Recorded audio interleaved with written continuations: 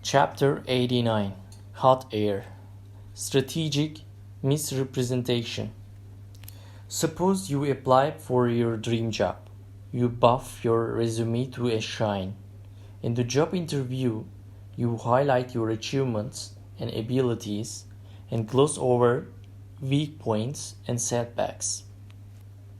When they ask if you could boost sales by 30% while cutting costs by 30%, you reply in a calm voice. Consider it done.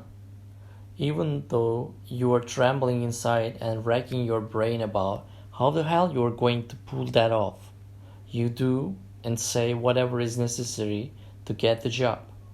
You concentrate on wowing the interviewers. The details will follow.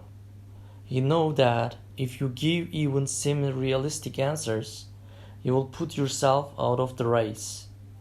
Imagine you are a journalist and have a great idea for a book. The issue is on everyone's lips. You find a publisher who is willing to pay a nice advance. However, he needs to know your timeline. He removes his glasses and looks at you. When can I expect the manuscript? Can you have it ready in 6 months? You gulp. You've never written a book in under 3 years. Your answer? Consider it done.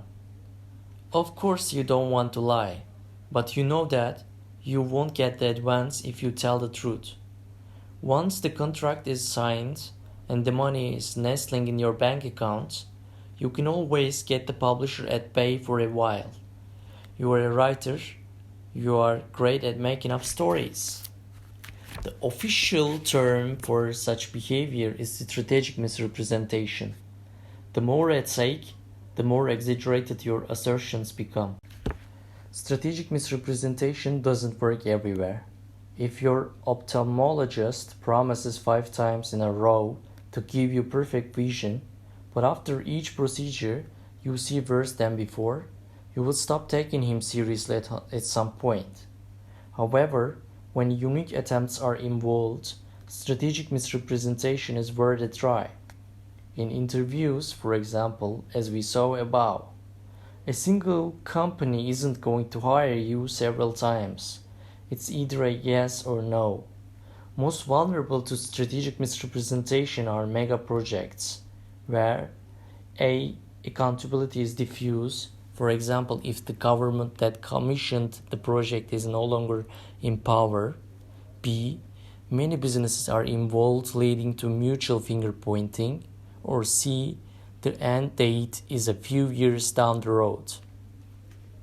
No one knows more about large-scale projects than Oxford professor Ben Flyberg. Why are costs and scheduled overruns so frequent? Because it's not the best offer overall that wins. It is whichever one looks best on a paper. Flyberg calls this reverse Darwinism. Whoever produces the most hot air will be rewarded with the project. However, is strategic misrepresentation simply brazen deceit? Yes and no. Are women who wear makeup frauds? Are men who lease Porsches to sign a financial prove liars? Yes and no. Objectively they are, but the deceit is socially acceptable, so we don't get worked up about it. The same counts for strategic misrepresentation. In many cases, strategic misrepresentation is harmless. However, for the things that matter, such as your health or future employees, you must be on your guard. So if you are dealing with a person, a first-rate candidate, an author, or an ophthalmologist, don't go by what they claim. Look at their past performance. When it comes to projects, consider the timeline, benefits, and cost of similar projects, and grill anyone whose proposals are much more optimistic. Ask an accountant to pick apart the plans mercilessly. Add a clause into the contract that stipulates harsh financial penalties for cost and schedule overruns, and, as an added safety measure, have this money transferred to a secure escrow accounts.